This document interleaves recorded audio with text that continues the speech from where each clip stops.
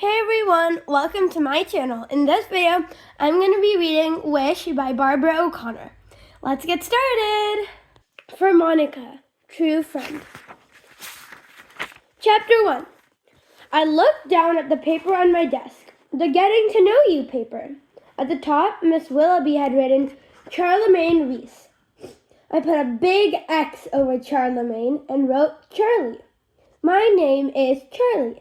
Charlemagne is a dumb name for a girl, and I've told my mama that about a gazillion times. I looked around me at all the hillbilly kids doing math in their workbooks. My best friend Alvina told me they would be hillbilly kids. You will hate it in Colby, she said. There's just red dirt roads and hillbilly kids there. She had flipped her silky hair over her shoulder and added, I bet they eat squirrels.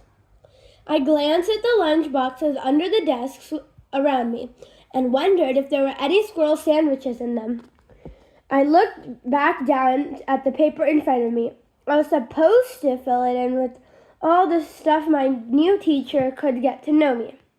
On the line beside Describe Your Family, I wrote, Bad. What is your favorite subject in school? None. List 3 of your favorite activities. Soccer, ballet, and fighting. 2 of those activities were lies, but one of them was the truth. I am very fond of fighting. My sister Jackie inherited Daddy's inky black hair, and I inherited his fiery red temper. If I had a nickel for every time I heard the apple don't fall far from the tree, I'd be rich. Daddy fights so much that everyone calls him Scrappy. In fact, at this minute, while I'm stuck here in Colby, North Carolina, surrounded by hillbilly kids, old Scrappy is back in Raleigh in the country jail again because of his fondness for fighting. And I don't need a crystal ball to know that at this very minute, in our house at Raleigh, smack dab in the middle of the day, Mama is in bed with the curtains drawn and the empty soda cans on her nightstand. She will stay in that bed the livelong day. If I was there, she wouldn't care one little bit if I went to school or stayed on the couch watching TV eating cookies for lunch. That's just the tip of the iceberg, the social services lady said when she rattled off a list of reasons why I was getting shipped off to the sorry excuse for a town to live with 2 people I didn't know. It's better to stay with kin, she told me. Gus and Bertha are kin. What kind of kin? I asked.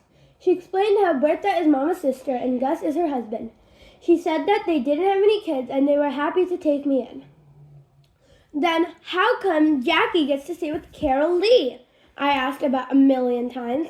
Carol Lee is Jackie's best friend. She lives in a fancy brick house with a swimming pool. Her mama gets out of bed every morning and her daddy is not called Scrappy. So that lady told me again how Jackie was practically a grown-up and would be graduating from high school in a couple of months. When I pointed out I was in 5th grade and not exactly a baby, she sighed and smiled a fake smile and said, Charlie, you have to live with Gus and Bertha for a while. I had never laid eyes on those people and now I was supposed to live with them? When I asked how long I had to be there, she said, until things settled down and Mama got her feet on the ground. Well, how hard is it to put your dang feet on the ground, is what I thought about that. You need a stable family environment, she told me. But I knew what she really meant. You need a family that's not all broken like yours.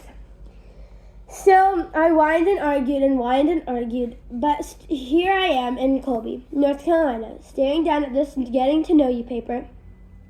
Have you finished, Charlemagne? Miss Willoughby suddenly was, excuse me, guys. Have you finished, Charlemagne? Miss Willoughby suddenly said beside me.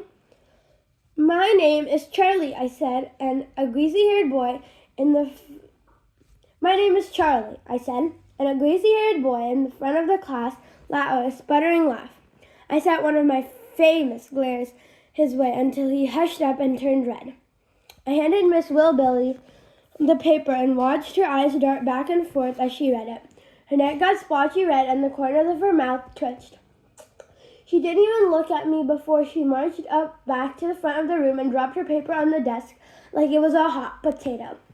I slumped down in my seat and wiped my sweaty palms on my shorts. It was only April, but it was already as hot as blaze. You want me to help you with that? The boy in front of me pointed at the math worksheet on my desk. He had red hair and wore ugly glasses. No, I said. He shrugged, took a pencil out of his desk, and headed to the pencil sharpener. Up, down, up, down, up, down. That's how he walked, like one leg was shorter than the other. And he dragged his foot along the floor, his sneaker making squeaking noises. I glanced at the clock. Dang it, I had missed 11:11. I have a list of all the ways to make a wish. Like seeing a white horse or blowing a dandelion, looking at the clock exactly 11:11 is on my list. I learned that from some old man who owned the bait and tackle shop out of the lake where Scrappy and I used to go fishing. Now that I had missed 11:11, I was going to have to find another way to get my wish in for the day. I hadn't missed one single day of making my wish since the end of 4th grade, so I sure didn't want to miss one now. Then Mrs. Willoughby nodded toward that redhead boy sharpening his pencil. Howard, why don't you be Charlie's backpack buddy for a while? Miss Willoughby explained when a new kid comes to the school, their backpack buddy shows them around and tells them the rules until they get settled. Howard grinned and said, Yes, ma'am. And that was that. I had a backpack buddy whether I wanted one or not. The rest of the afternoon creeped along so slow I could hardly stand it. I stared out the window a while. Kids took turns bragging about their social studies projects. A misty rain began to fall and dark clouds hovered over the tops of the mountains in the distance.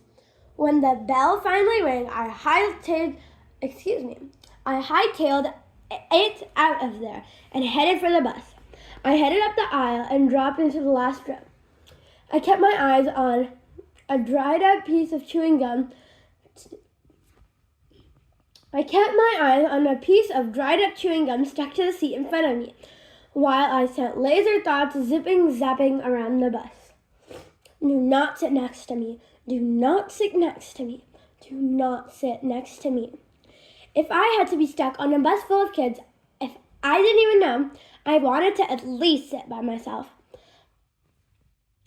My laser thoughts seemed to be working, so I took my eyes off the gum and glanced out the window.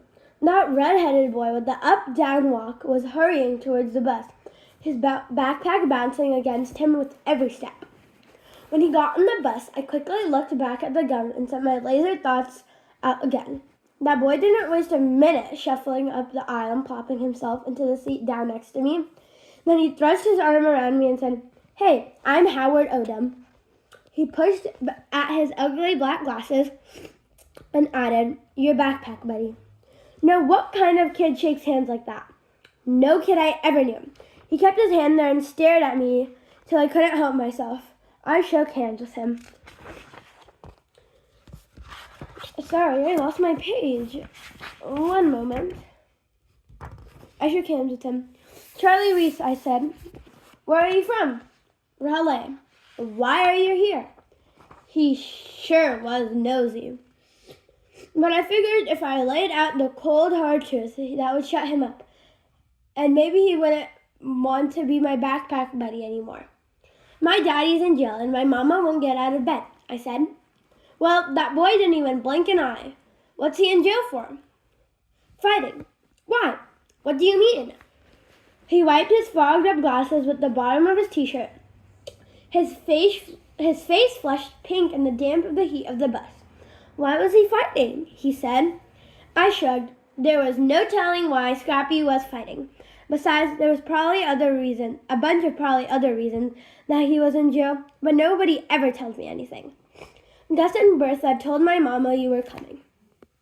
They go to church, and I gave them a cat one time, Howard said.